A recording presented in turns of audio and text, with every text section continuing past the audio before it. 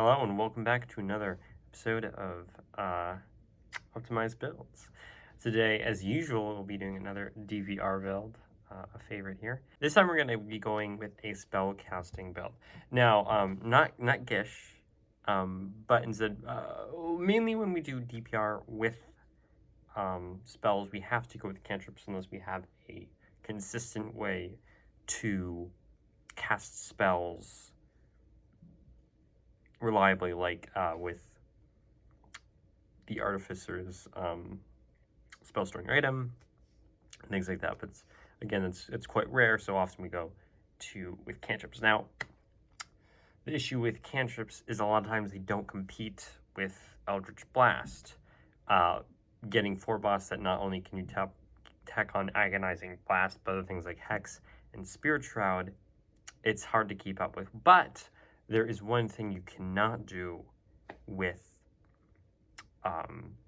Blast that you can do with spells like Firebolt that have single target, and that is you can twin it. Now remember, we can only have one mana magic affecting it, a spell at a time, which means that we can twin as an action and then we can quicken as a bonus, but we can't quicken and twin as a bonus. Now, all right, so this means we're going to have to go at least into Sorcerer. And Sorcerer starting out, we get their subclass at first level. Like pretty much every DPR build, we're going to go into ASMR, which of course, is going to give us, because it applies to spells too, and it gives us a bonus once per turn equal to our level in radiant damage, which is wonderful. Of course, with Tasha's, we can just put those stats wherever you want. We, of course, want our high score to be Charisma, because we're obviously going to go at least a bit into Sorcerer. So that's going to put our high score at 17, that being Charisma. And we just need a baseline decent amount with the other stats. Mainly being Wisdom. So we're going to make Wisdom 15. Though, in a few variants of this build, we're going to need to have our Wisdom the highest. So you might want to switch it in some instances. And then in some instances also have decent Intelligence and Constitution. So just keep that in mind. So in this case, we're going to start Sorcerer, obviously, because we need Sorcery points to pull this off. We're going to choose Firebolt as one of our cantrips. Others don't matter too much. You might want to get in a saving throw type damage cantrip, or just take utility, just to kind of round it out. But we're not really going to be using anything else in that regard. Then we get our subclass right off the bat, and we're going to go of course with Draconic. This is not only is it incredibly thematic, as it's the only one that will give us the bonus we want. Draconic Bloodline is great because it gives us a higher base armor class, and we would either have to use a spell slot to cast Mage Armor, or multi-class. We multi-class a lot here, but it's just nice. Not only that, but we get 1 extra hit point per level in this class, which is great because it offsets being a D6 hit die caster. Now we're going to go either gold or brass or red for our dragon color, because we're going to need to be tied to fire damage. So just choose one of those. Flavor doesn't really matter. And then so that's first level. We also get, of course, first level spells. Not hugely important. Just Caustic Brew is going to be the best way to add to our damage, because we can continually do that D4 as long as they fail their save and they don't use their action to scrub it off. So in terms of consistent damage, you're going to go for that. That's your best concentration option. Of course, sleep, shield, magic missiles, all great spells. Of course, we are very limited with our spell slots as a sorcerer, so you want to be careful with that. Then at second level, we get meta magic.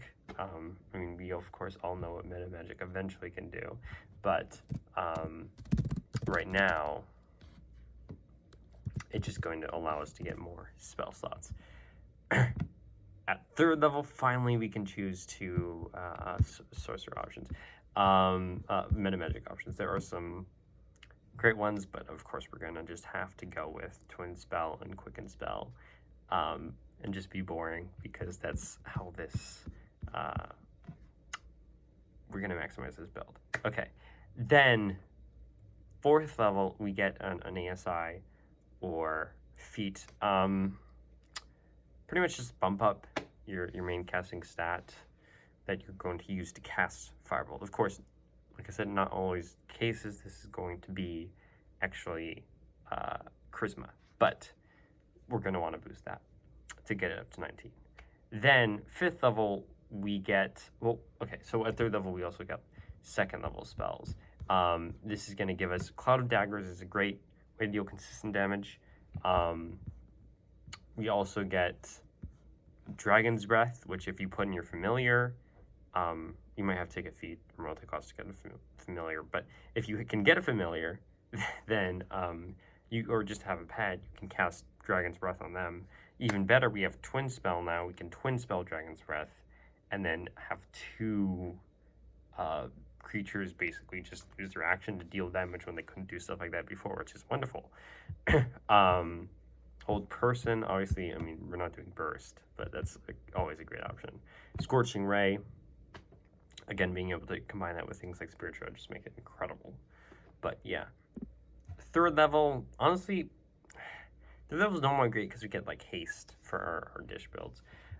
Here, like, there's like some burst damage spells like Fireball and Lightning Bolt, but in terms of actual DPR things, third level doesn't really do us much favors, honestly, because sorcerers don't get Spirit Shroud, which makes things a little complicated.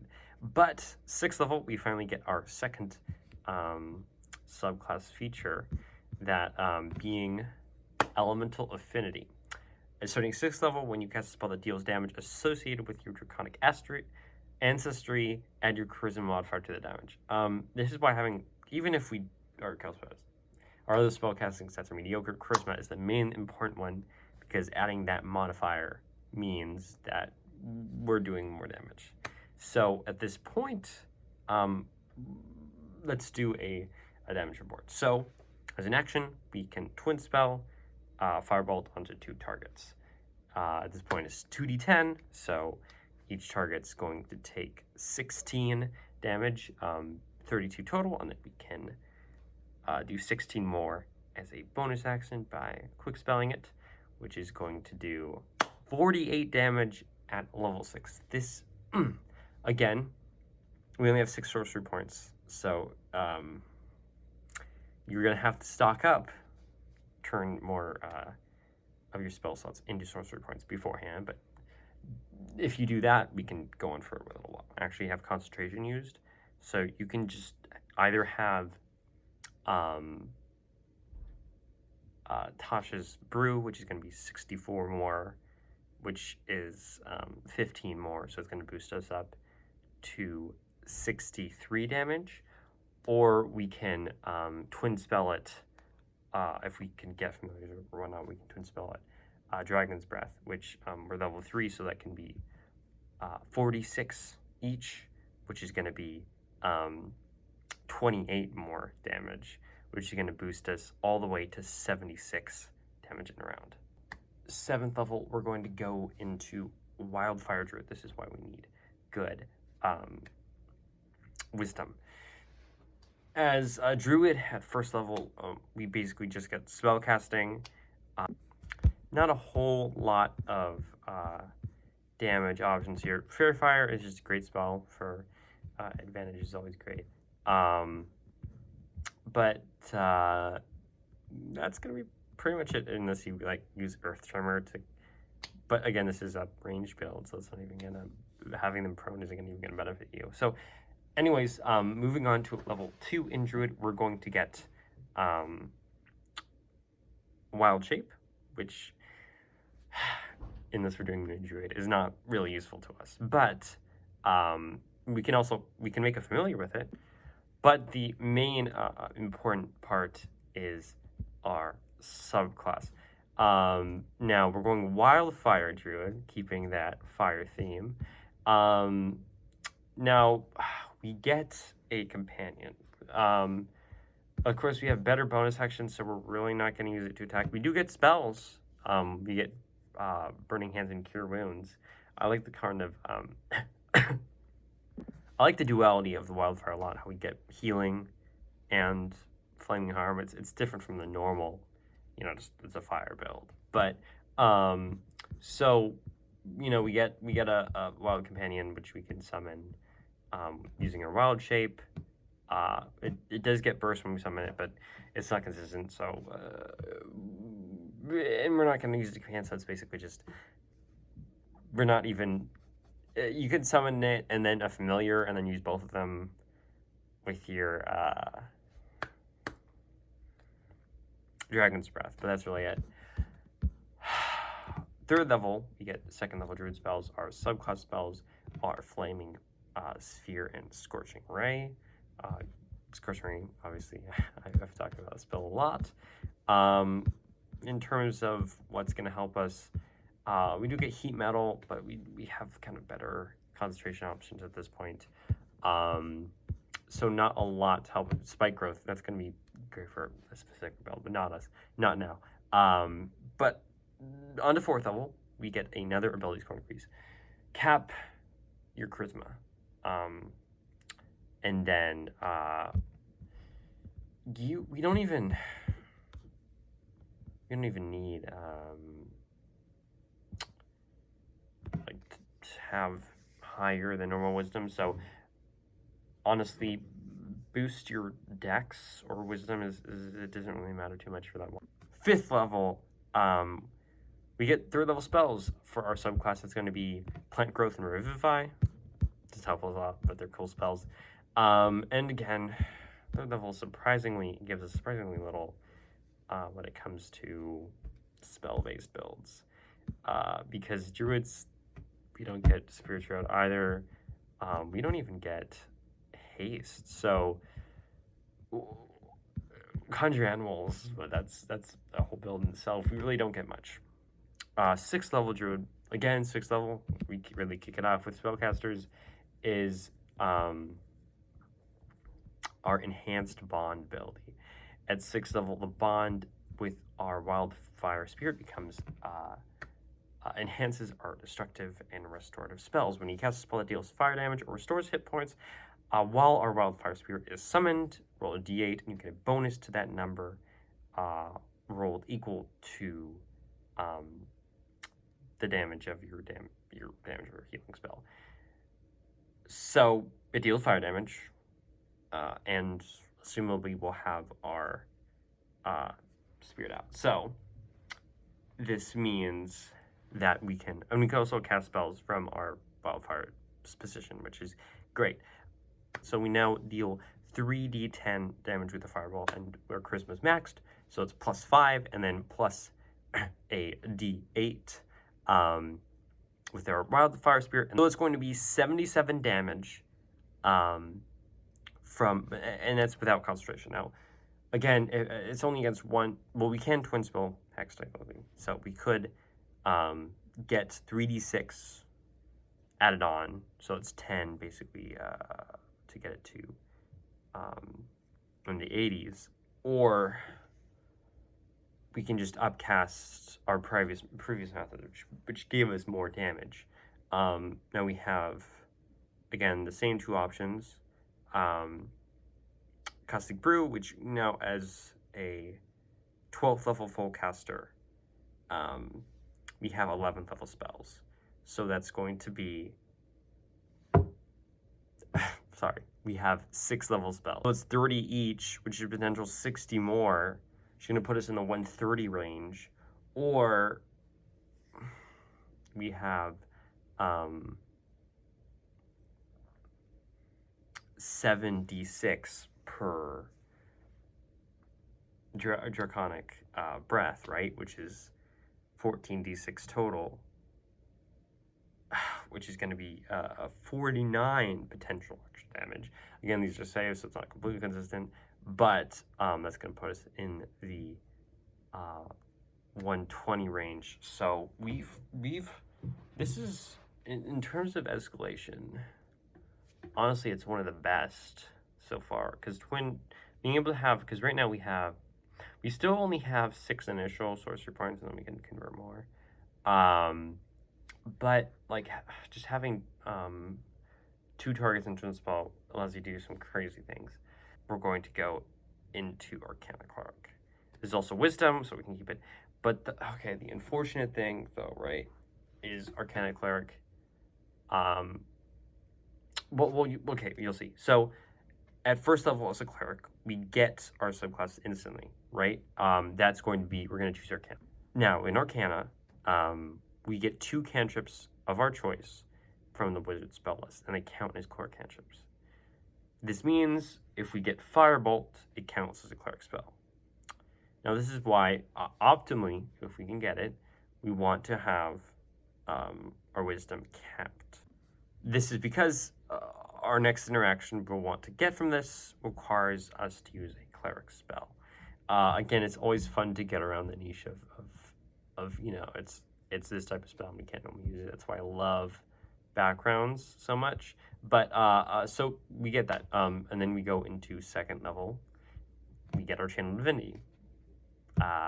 In this case, with Arcana Cleric, it's Arcane Abjuration. We can just banish certain types of creatures. It's pretty awesome, but the CR is pretty low. As an Arcana Cleric, we get Detect Magic and Magic Missile at 1st level. Very thematic. We get Magic Weapon and Nistel's Magic Aura at 2nd level spells as well as 3rd level. And then other spells, we don't get a huge amount. We get Spiritual Weapon, but we have better options for our bonus action. We have better options for action and better options for concentration. But 4th level, basically you're going around. Okay, we're going to need you to do 2 things. You're going to be able to round out your wisdom, because we have, you'll needed 1 point last time, so you have 1 point to win wisdom. So we can get that high enough if we just go one of these 2 into wisdom. But for the other ability score, we're going to need to go into a feat, and that being, well, it's not completely necessary, but most times you want it, and that feat is going to be Gunner. It also is to attack within 5 feet without having disadvantage, which is good. We want that. We like that. Now, finally, we get 3rd level spells. Finally, we get a useful one. We get Spirit Shroud. Now, remember, at this point, we still have full caster levels. And so we have, 12 from 6 in Wildfire, 6 in Sork, and now 4 in Druid, so it's 16 total, which means we have 8th level spells, which means we can cast Spirit Shroud at 7th level for 3d8 per Firebolt. But, again, we could keep going into Cleric, so with 5th level, with 6th level, we're going to, well, actually, no, we're 5 levels into Cleric now, so we can cast 9th level spells, so we can do 48 with our Spirit Shrouds. But now 6th level, we get another feature from our subclass, that being Spell Riker. When we restore hit points to an ally of a spell of 1st level higher, we can also end 1 spell of that choice on the creature. It's pretty good. Again, not what we're looking for. 7th level, we get 4th level spells from our subclass. Oh, our subclass 3rd level was Dispel Magic and Magic Shield. 7th level, that being Arcane Eye and Lehman's Sacred Chest. In terms of spells we get from our just the cleric list, nothing that really help us there. And finally, why we went here in the first place, our 8th level ability, the simple, deceptively simple, potent spell casting, which allows us to add our wisdom modifier to any cleric cantrip. It's because Firebolt counts as a cleric cantrip, we can add our wisdom modifier, which with our last ASI, because we're 8th level, we can cap, which means that we can deal, because we're maxed, we have 4d10 plus 5 from charisma, plus 5 from wisdom, plus d8 from wildfire, and then plus 4d8 with Spirit Shroud. So we're dealing 110 damage without Spirit Shroud, which is pretty good. Then we add we're level 20, so we deal 20 more ASMR damage for 130. Now we deal spiritual damage, which is 12 d8, which is going to be 54 more damage, leading us to 184. That's pretty solid. You know, a lot of those builds we make are just reaching to get to the 200s, right? And the thing is, we are only making 3 attacks, right? So it's not all these, we're scrounging for these buffs, right? For the spells, but really don't get to use them that much. Well, how can we remedy this? Well, okay, well, imagine if we do a different concentration spell, right? Say we twin spell that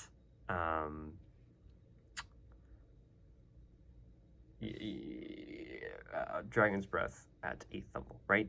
So it's going to be 96 twice. So they could fail, but if they succeed, but if they fail, that's 18d6, which is 63 more, which is going to be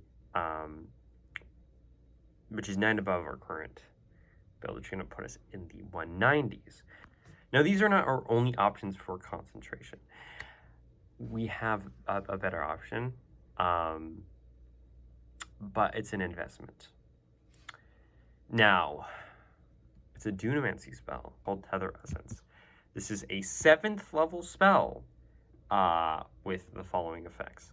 Target 2 creatures within range. They have to make a Constitution saving throw. They can willingly fail the save if they want to. If either succeeds, the spell's no effect. But if they're within 30 feet of each other, then they have disadvantage on the save.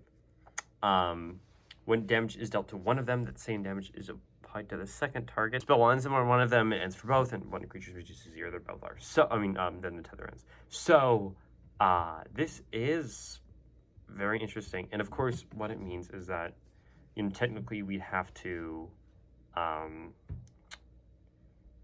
they have to both fail, right? But,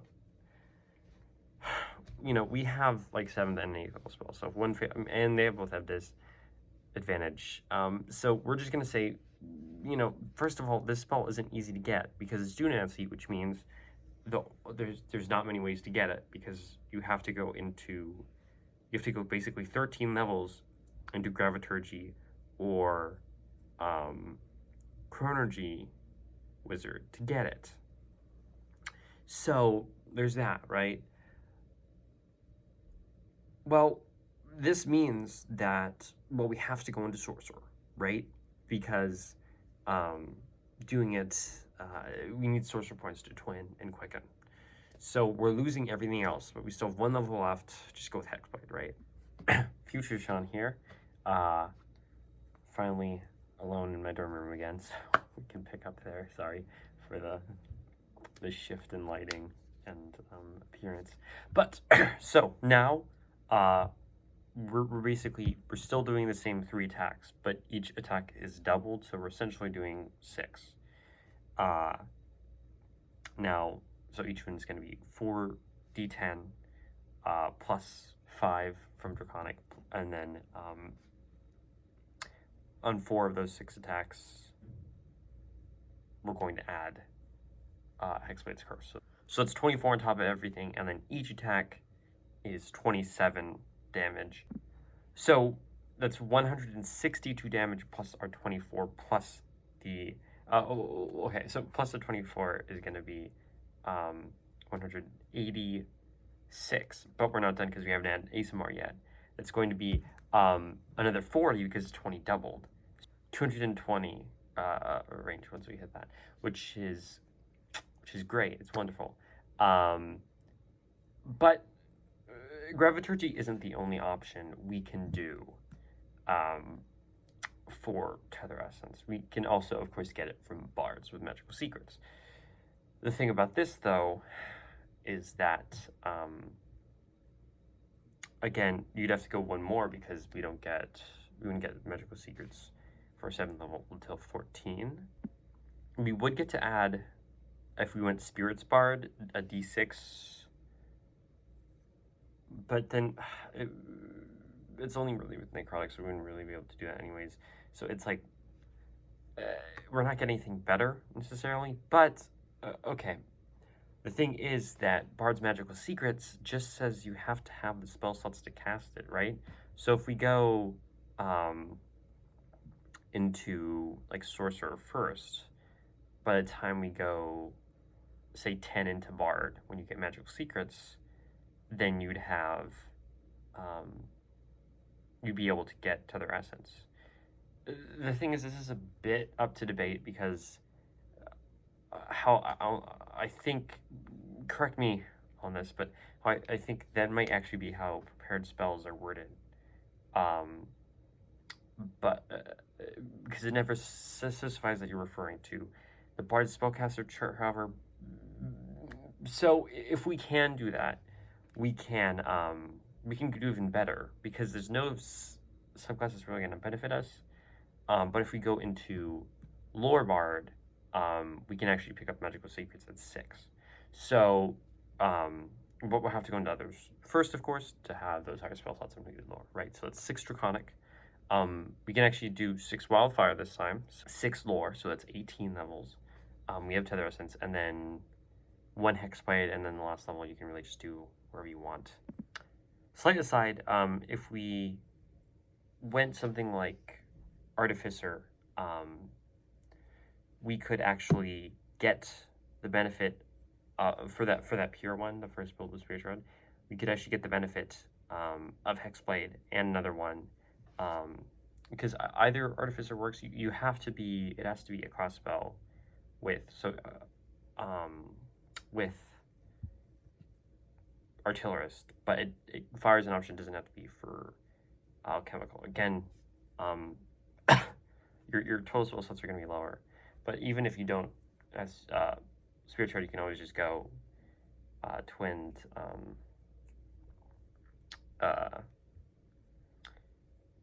gosh, I'm blanking out. Twinned Dragon's Breath. So you can still do pretty effective damage. This is going to leave you with 2 extra levels still. Wait. Yeah, 2 extra levels still. There's not a lot that can benefit us with this, just, full caster, presumably. You can bump up Sort to 8 to get another ability increase because we lose 1 from not going 8 into Arcana Cleric. So that's just a slight clarification. So this is going to be, each attack is 4d10 plus 5 Sorcerer plus d8 Wildfire, and then we get the extra 24 from X-Way and extra 40 from ASMR. Altogether, this is going to be 253 damage, which is wonderful, and one of the highest we've done thus far, which really, again, your DM would have to confirm this, and Tether Essence won't always work, right? So it's a bit of a gamble. But we're still hitting close to 200 range, even just with this. It really shows you how much fire can be added on, and spells besides Eldritch, but cantrips besides Eldritch Blast can be incredibly useful. This is Dodeka Dungeon.